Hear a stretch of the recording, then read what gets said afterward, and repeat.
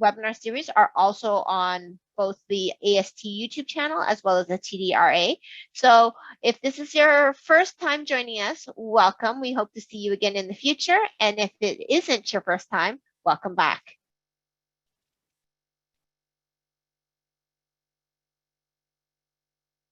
I wanted to share with you a little bit about the Alzheimer's Society of Toronto. So we service the whole M postal code area, and we provide free counseling, education, programming, and information to people living with dementia, care partners such as family members and friends. We also do training with healthcare professionals, as well as general public workshops. Some things that we do want you to note is that even though we are called the Alzheimer's Society, we service all dementias, and that you do not need to have a diagnosis or a referral from a doctor in order to access our services. You can self-refer, and we will provide support from pre-diagnosis all the way beyond. Some of the ways that we are currently providing services include through Zoom.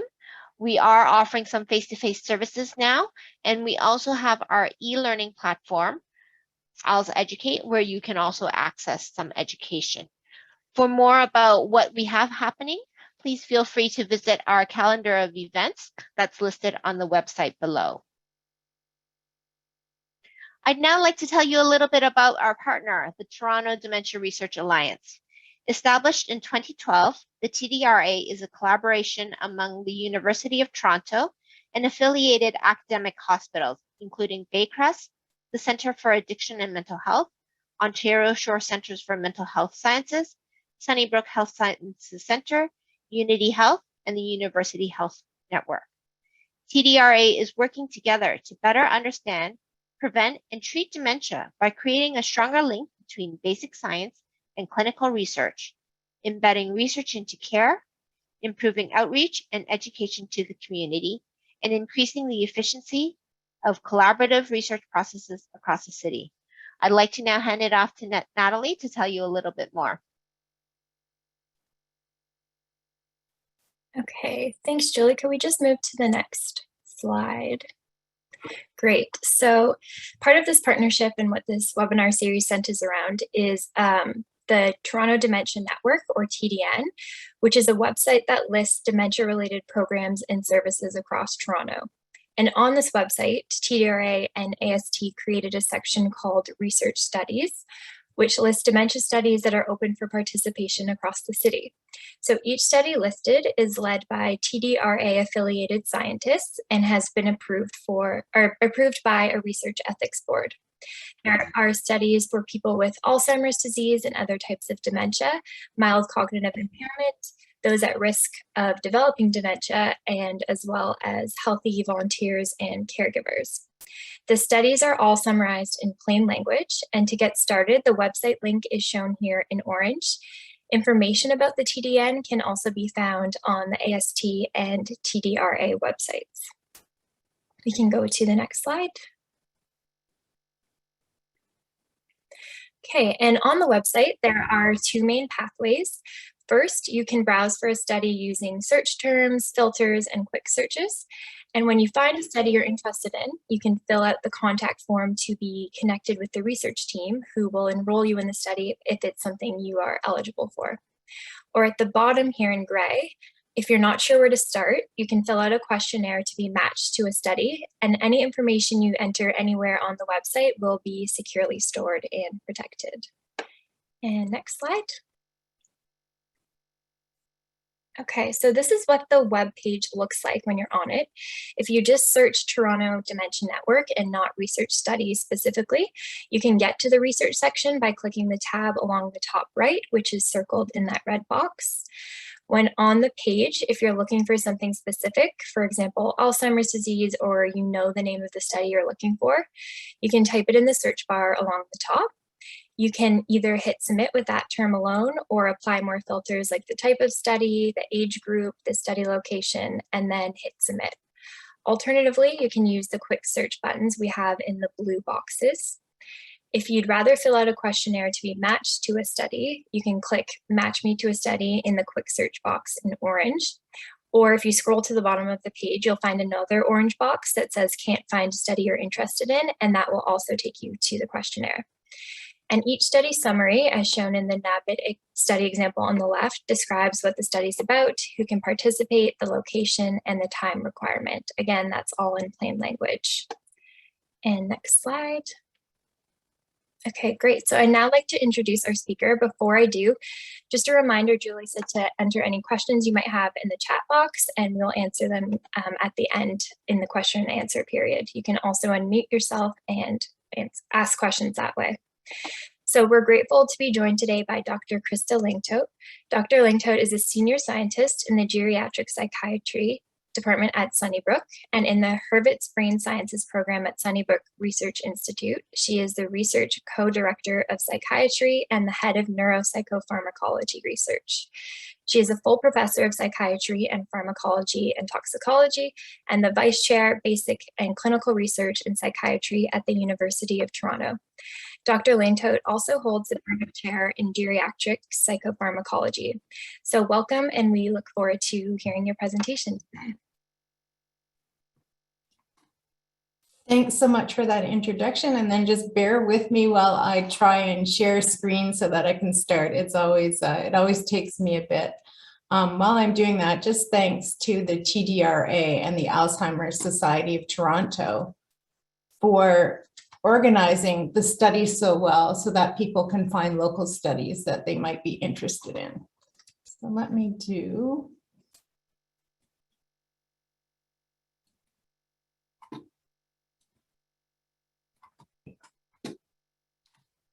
There, ready. Okay, so today I'm going to be speaking about exploring novel drug treatments for agitation in Alzheimer's disease. What I thought I would cover today was mostly some background about agitation and its treatments, and then a little bit about the rationale for the two studies that I'm going to be speaking about, and let you have a link so that you can find those studies on the TDRA website. So first of all, to get us ready, this is not going to come to be a surprise to anyone, but dementia is an umbrella term used to describe a range of symptoms associated with cognitive impairment. So it's a syndrome. This cognitive impairment can be manifested as memory loss. By the time you have dementia, this can be noticed by someone else in speaking with you, word finding difficulties or difficulties communicating, difficulties with visual and spatial abilities, for example, maybe getting lost while driving, difficulties with reasoning or problem-solving tasks, difficulties handling complex tasks, like, for example, doing your income tax when you've done it in the past, and difficulties planning and organizing, for example, being able to sew something from beginning to end.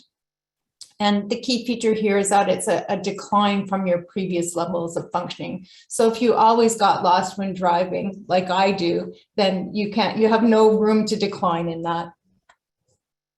So I thought I'd start with a little poll for our group to answer the question, what is the most common cause of dementia?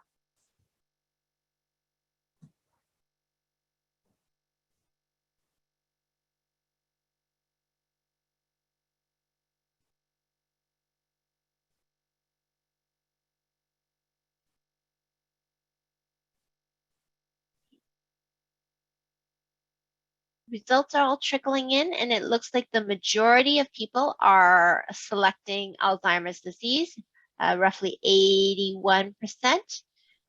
We have roughly 14 that have selected vascular, and then another few that have selected frontal temporal dementia, but the majority is on Alzheimer's disease. Okay, and just for housekeeping, that means, Julie, are you going to end the polls? Yes, I will. Okay.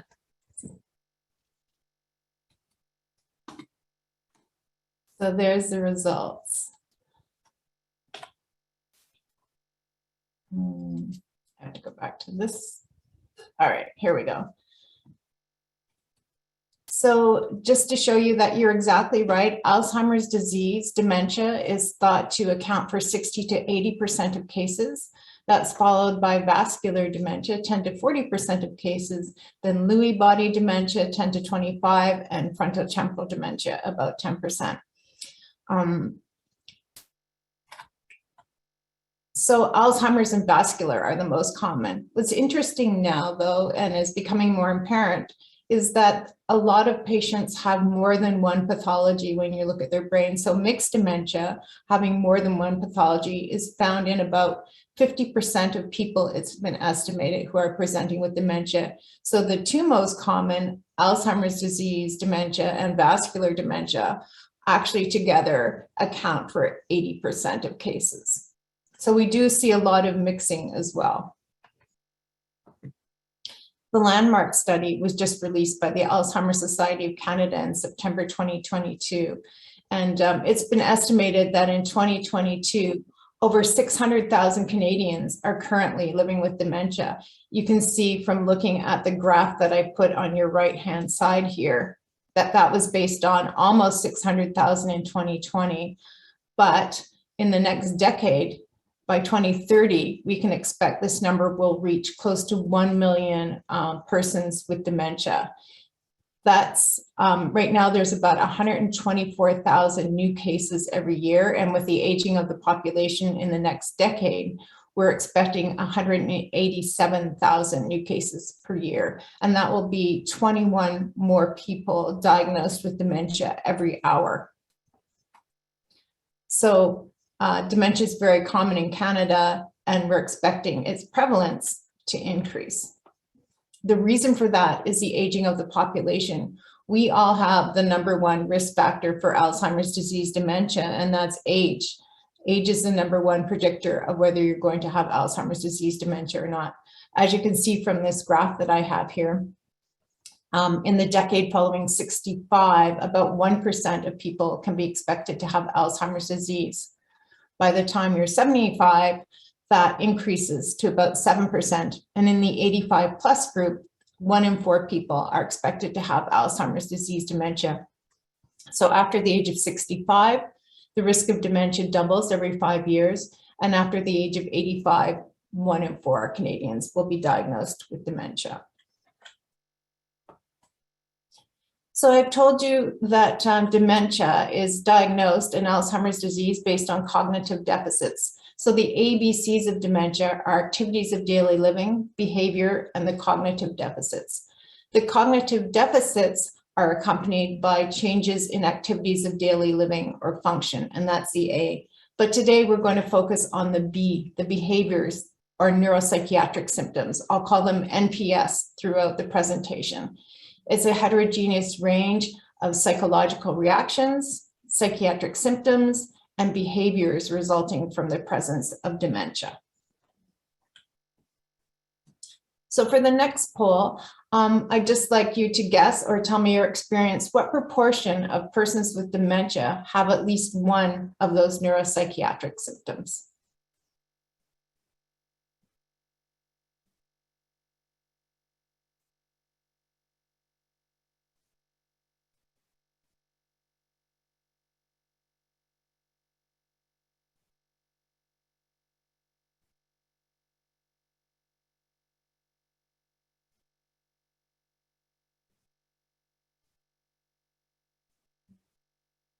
Okay, the results are still coming in, but we have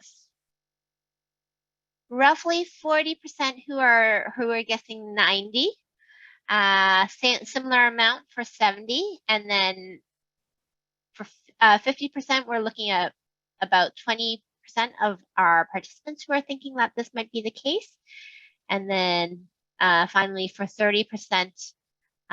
We're looking at 6. So the majority are leaning towards that 70 to 90% range.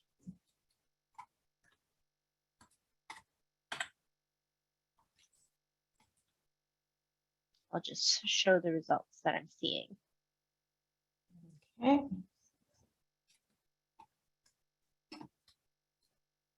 And then I'll close it so that I can keep going. So You're exactly right. Neuropsychiatric symptoms are very common in Alzheimer's disease.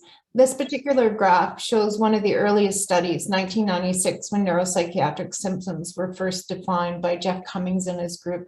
And as you can see, here are the neuropsychiatric symptoms. They include the most common, apathy, in about 70% of patients, and then followed by agitation, anxiety, irritability, and depression that are found in 40 to 60% of persons with dementia, followed by aberrant motor behaviors like wandering, disinhibited behaviors found in 30 to 40% of patients. And then the least frequent are delusions and hallucinations, the psychotic symptoms, but those are still found in about 30% of persons with dementia. Overall in this study, just cross-sectionally, 88% of persons with dementia had at least one of these symptoms, and it's been estimated that over the course of Alzheimer's disease, almost everyone will suffer from one of these neuropsychiatric symptoms. So even though they're not part of the diagnosis, they're certainly part of the reality of living with dementia. Today, we're going to be focusing on agitation in Alzheimer's disease. In this particular study, it was found in 60% of people with dementia, but let's look at some of the other data for this. First of all, there is a definition for agitation and cognitive disorders. It's defined as excessive motor activity, verbal aggression, or physical aggression. And key to this definition is that the behavior has to be consistent with emotional distress. You could say that a marathon runner has excessive motor activity, but it's the difference between wandering and being agitated to have the emotional distress. So it's an expression of someone's emotional distress. And it also has to be severe enough to cause excess disability before it's considered clinically significant agitation. Why do we need a definition? It's because it's a syndrome of behavior. So it's a group of different symptoms, just like dementia is. And in order for a medication to be prescribed or something to be researched, you need a definition that everyone can accept. So this is the definition for agitation and cognitive disorders that has been accepted in the last decade to best define agitation.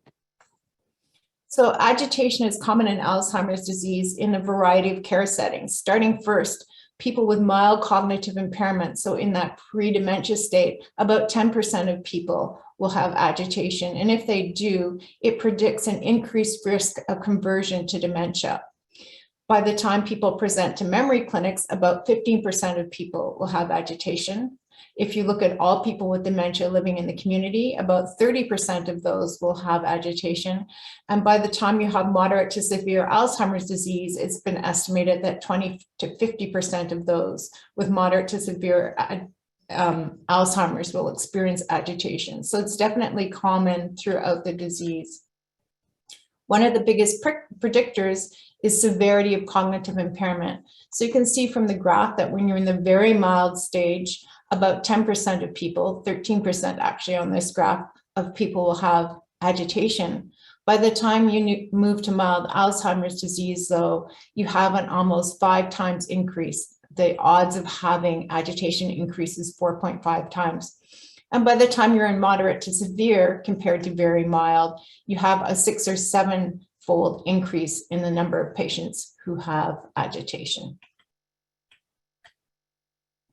The other thing is that even though agitation is not there constantly, it's episodes of agitation. Once you have agitation, it tends to be very persistent.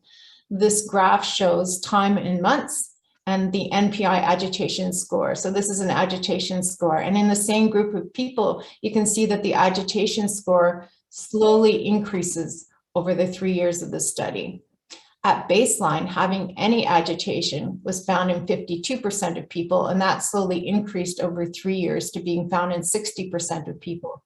And having a score of at least 4, which would be consistent with a diagnosis of clinically significant agitation, was found in 15% of participants at baseline and increased to almost 1 in 4. So these cases in green are the severe agitation that would need treatment. Agitation has a negative impact on persons with dementia and their care partners. For example, for persons with dementia, it's been associated with a strong decrease in quality of life, with health problems such as weight loss and falls, with functional decline, so loss of activities of daily living, and with an increased risk of death in some studies. For their care partners, it's been associated with increased caregiver burden and an increased risk of early institutionalization.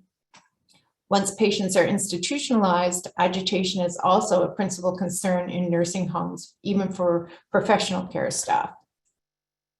So for treating agitation, first line are always non-pharmacologic interventions, for example, psychosocial interventions.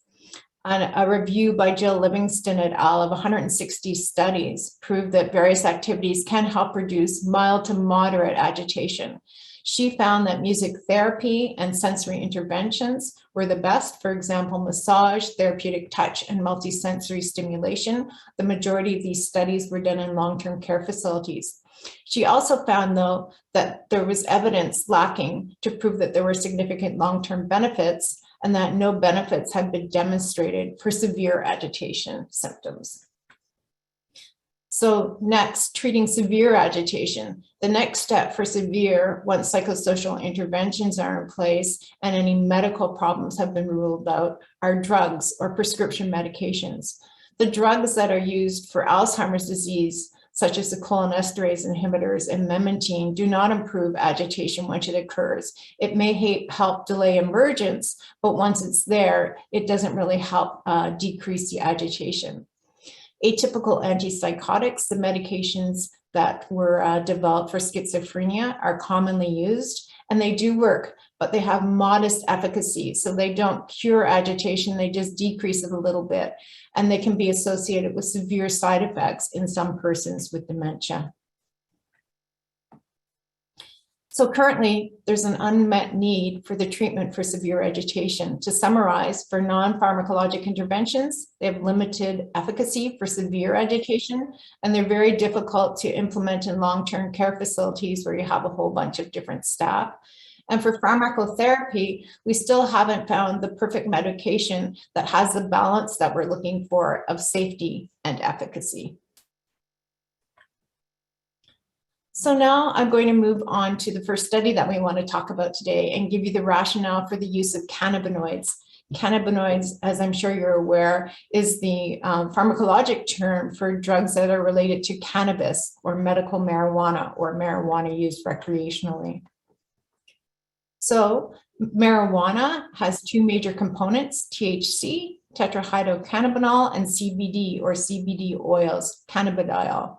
So THC is the major neuroactive component in cannabis. So it's the major component that works on your brain.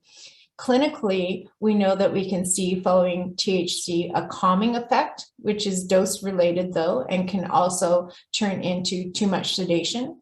We've seen anti-anxiety effects with THC.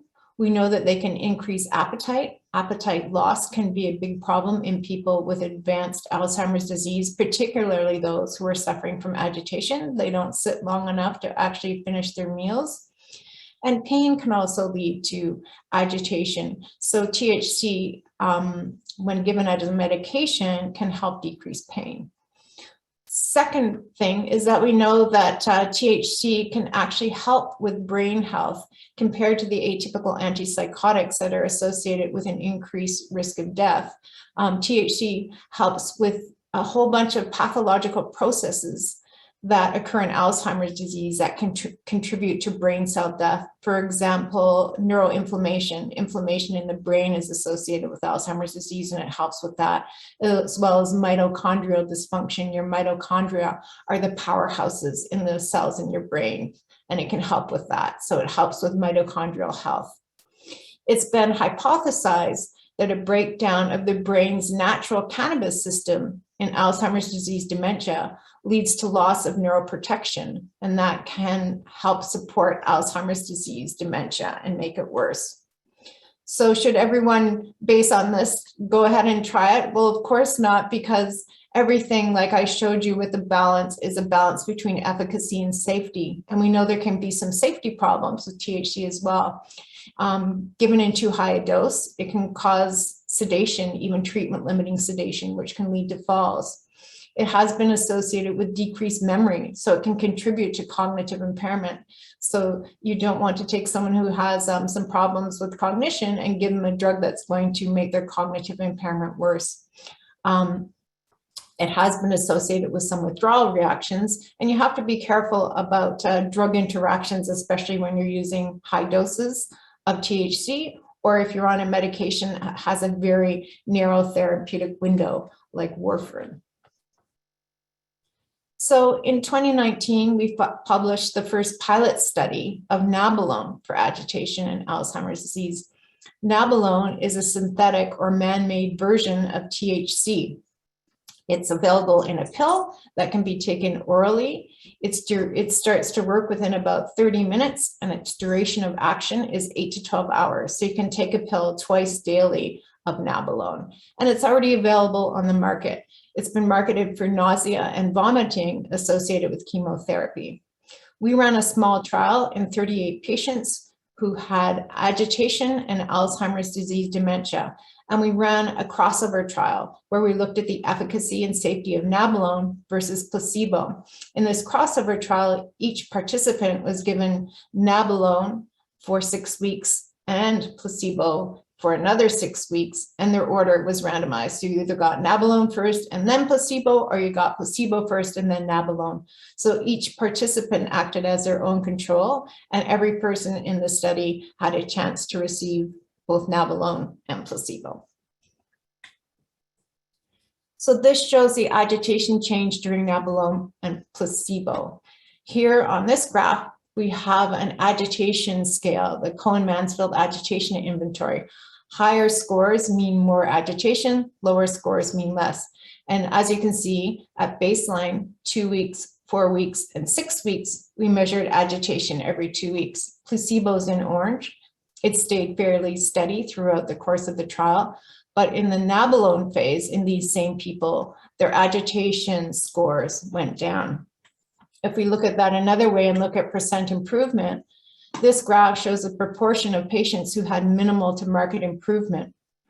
As you can see in this first one, nabilone's in blue, placebo's in orange. 47% of patients improved during the nabilone phase and 23% improved during the placebo phase. So there was a greater proportion of patients improving on nabilone. For the no change category, there were more participants who had no change receiving placebo. And for the people who declined during the trial, there was a greater proportion of people on placebo who declined compared to those on nabilone.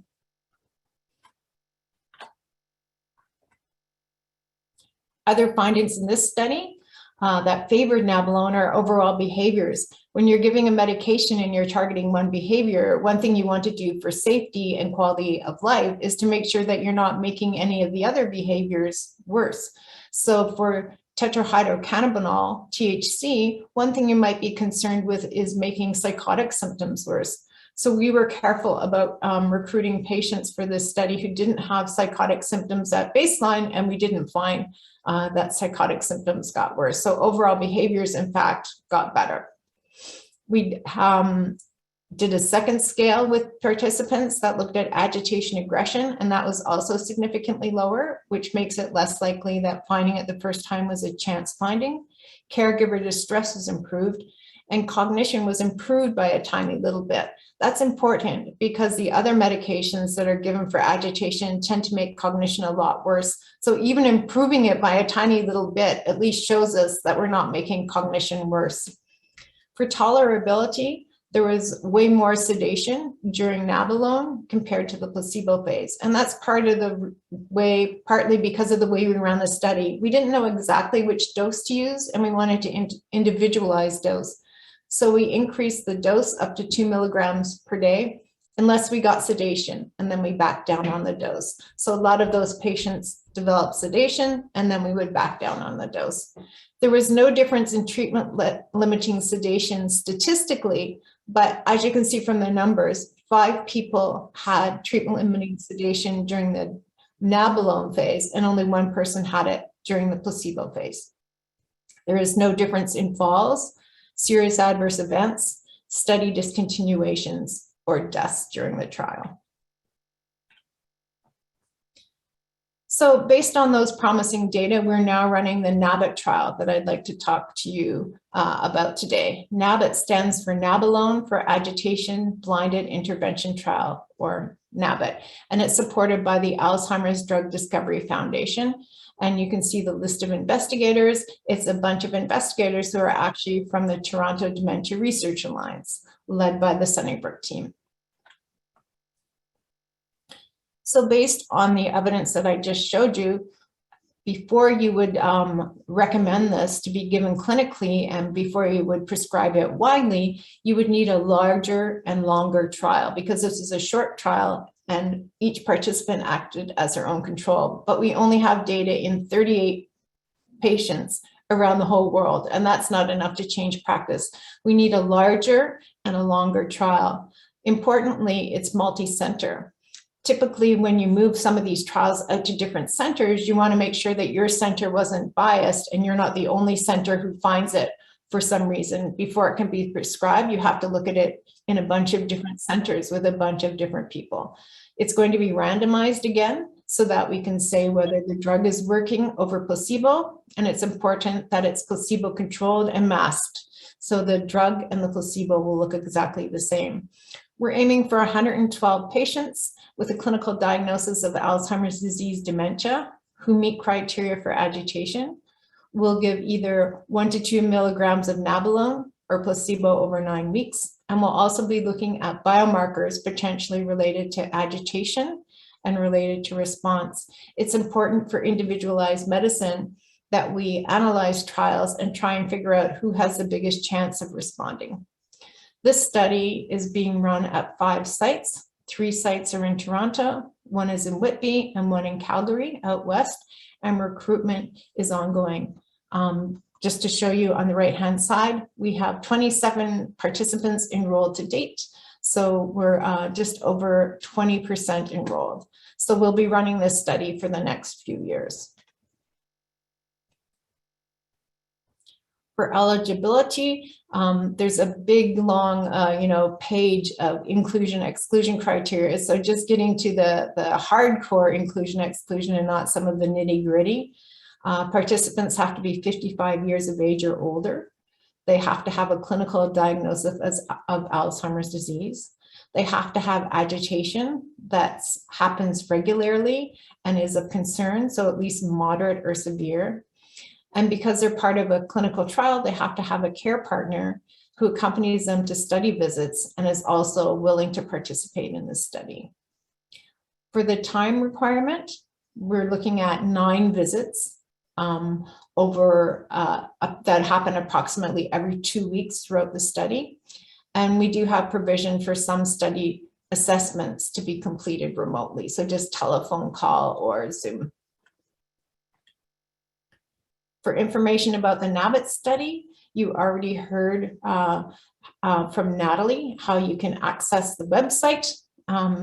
It's being run by TDRA study investigators, so it's available at Sunnybrook Health Sciences Centre, at CAMH, at Ontario Shores, and at St. Michael's Hospital. And those are the investigators. At our site, you contact Kritleen Bawa, who you can reach through the TDRA website, or just by emailing nabit@sunnybrook.ca. The other reason that it's important to look at medications related to THC is just the fact that medical cannabis use is growing among older adults. And this is data that was collected by my postdoctoral fellow, Dr. Tamati. We looked at data from October 2014 until October 2020 from a medical cannabis provider.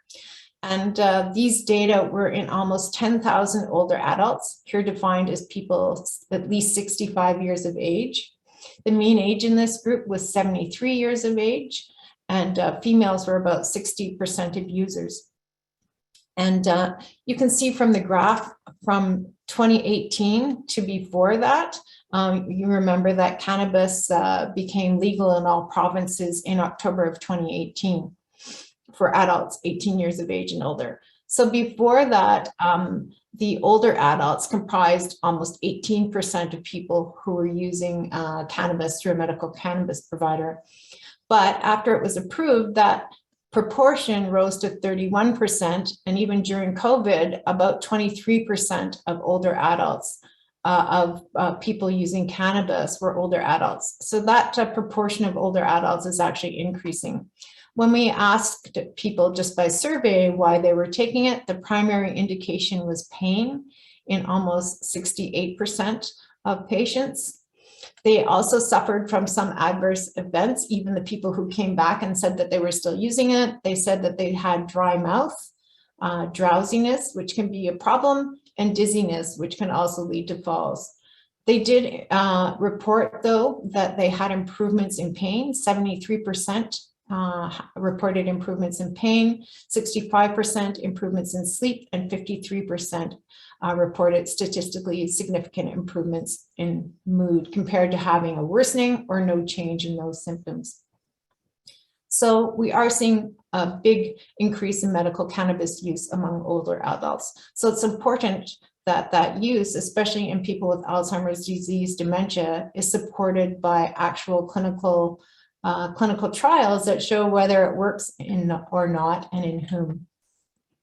Now the rationale for the use of citalopram, the other medication that I want to speak to today. It was based on an earlier study with a different drug called citalopram, the Citalopram and Agitation trial, or the CITAD trial. The design of this study was they recruited people who had agitation and Alzheimer's disease dementia. Everyone was given a psychosocial intervention plus either citalopram in 90 patients given at doses of 10 to 30 milligrams per day, or placebo. Citalopram is an antidepressant that is commonly used. It's a serotonin reuptake inhibitor. And they found significant benefits on agitation. In that study, 40% of people who received citalopram plus the psychosocial intervention improved, versus 26% of people who received the psychosocial intervention plus placebo. Unfortunately, with this medication, they found a significant worsening of cognition over the trial and some concerning cardiac symptoms that were picked up on EKG, called QT interval prolongation. It's a finding if your QT interval gets too long, it can mean that you're at risk for your heart stopping. So they also found that response was heterogeneous. So citalopram was more likely to be effective only in a subgroup of patients. Outpatients, they ran both outpatients and people in long-term care facilities. And in this study, only the outpatients responded to citalopram. And if the patients were too cognitively impaired, which is the population who tends to have agitation, they also didn't respond. So the group who were least cognitively impaired were the ones who were responding, moderately agitated, but not severely agitated, and within the middle age range of their population, which was 76 to 82 years of age. So they found that only a subgroup responded. So based on the significant benefits, for this trial, they're moving to citalopram, which is a sister drug. The CITAD trial stands for citalopram for agitation in Alzheimer's disease. And it's actually a study that's sponsored by the National Institute on Aging, and the principal investigator is Anton Thorstensen down in the States, but it's being run by a variety of sites here in Toronto. So citalopram is an antidepressant that's related to citalopram. And you can tell by the name, citalopram is a mixture of two moieties or enantiomers. They're called the S enantiomer and the R enantiomer. So it's like having left hands and right hands together in a basket. They look the same and they're kind of the same clinically, but they don't necessarily fit your right-handed glove the same way. It's the same with these drugs binding to receptors. So citalopram is just the S enantiomer, so just one hand. So they went through and purified it and only took out half of the medication, which you can do if it becomes important.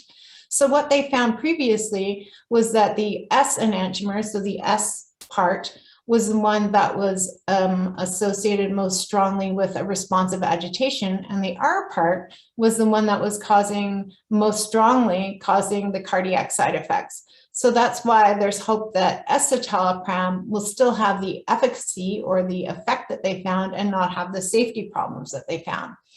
So that's citalopram. So CITAD is a randomized, again, we're randomizing people so that we can stay masked, and randomizing them to either matching placebo or drug in a 24-week clinical trial.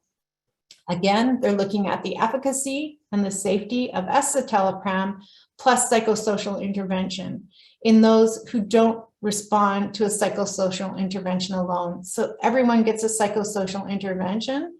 If your agitation improves and you no longer have clinically significant agitation, you would stay on the psychosocial intervention throughout the trial.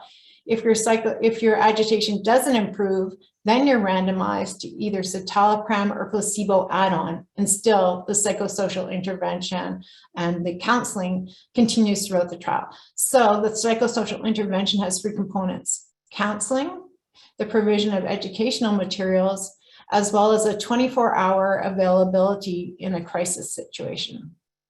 Citalopram will be targeted at 15 milligrams per day, and it can be given as a single dose in the morning.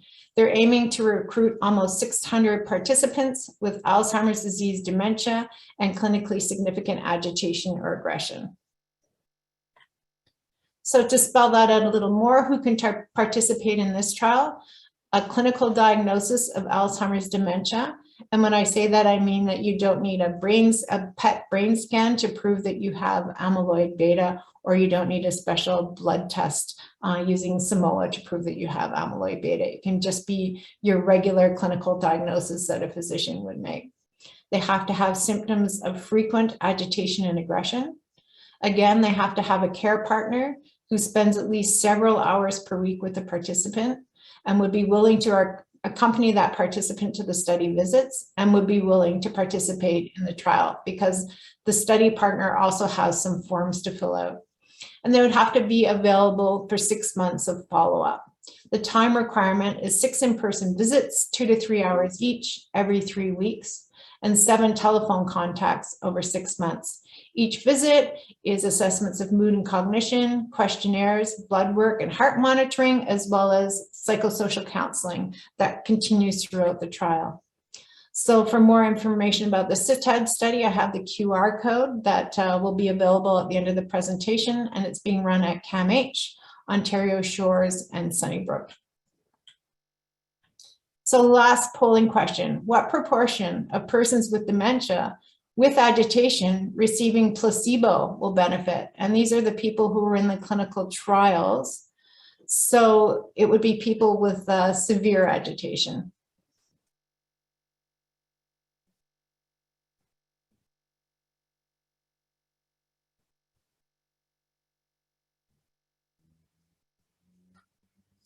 I'm sure you can tell that the next question and the last question that I'm going to answer in this presentation is just like, why do we need placebo, and do we really need placebo?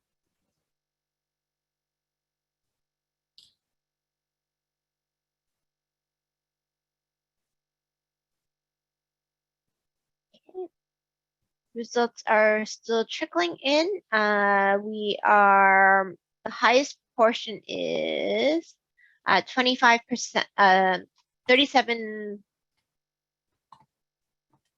of participants are saying about 25%. I'm actually going to end the poll so you can actually see the results yourself as well. So it's real mixed in terms of what people are thinking.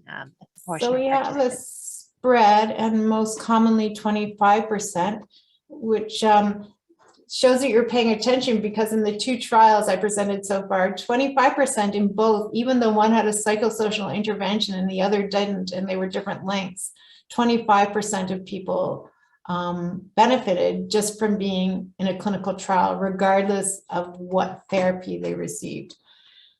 But I want to show you something, because in those trials, there was a difference between people receiving the drug and the placebo. So in those trials, you'd say, well, the people receiving the drug do benefit more. And that's true in that case, but I want to show you some data of why we need a placebo. So first, concentrating on the top one, these are data from the 12-week Harmony study that evaluated a drug called scitalopram that's no longer being developed to treat agitation. They looked at 350 persons with dementia who had Alzheimer's dementia. And as you can see here, placebo is in this orangey color and the drug, which was scitalopram, is in blue. Over the 12 weeks of the study, the placebo group and the drug group both responded to treatment. They both had the same change on a scale that looked at agitation. So there was no efficacy over placebo, and there's a decline in agitation in the both groups. So if all you had was a drug group, you would say that the medication is working because agitation is going down in these treatment-resistant patients. But really, in this case, it was from participation in the clinical trial. So that was Salloway in 2014. So does that still happen? Or, you know, have we changed Alzheimer's disease dementia treatment of agitation so that participating in a trial no longer helps? Well, here's a 2021 study. It came out in October of 2021, so less than, almost a year ago now. This is the 12-week SIMBAD study that evaluated mirtazapine, which is a serotonin norepinephrine reuptake inhibitor, which the only reason I'm telling you that is because it's very related to citalopram and escitalopram. It has half of the mechanism plus another mechanism. They all impact serotonin the same way, but this one also impacts noradrenaline, another brain chemical or neurotransmitter.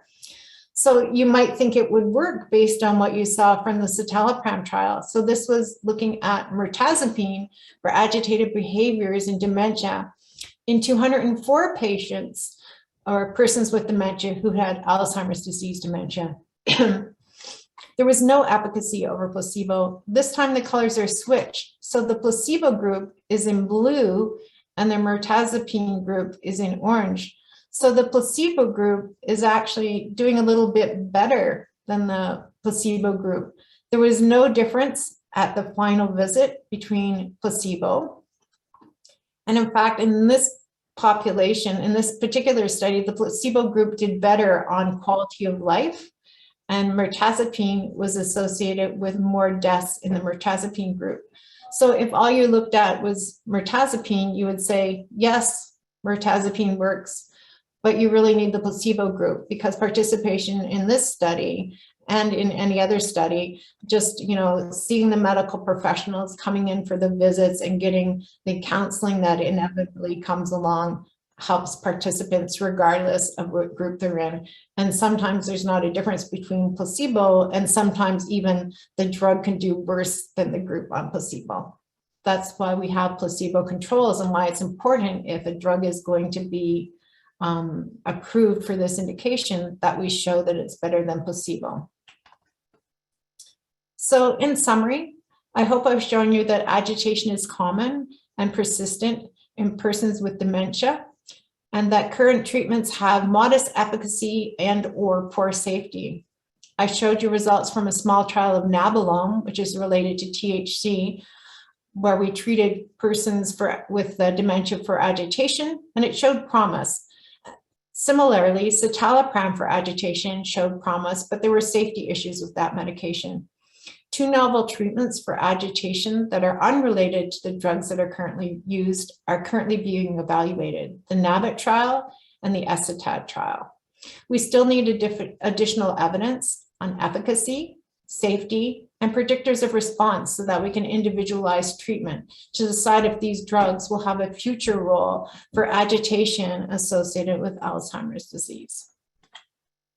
So that's my 40 minutes. I'd like to thank the Alzheimer's Society Toronto and the TDRA for organizing this and for organizing the website and for inviting me to present on this. Also want to thank my lab, my collaborators, and the persons with dementia and care partners who selflessly participate in all the trials that we're running now and that we've run in the past, as well as my funders. And as promised, I have the QR codes in case you want more information on either of these two studies. Thank you very much.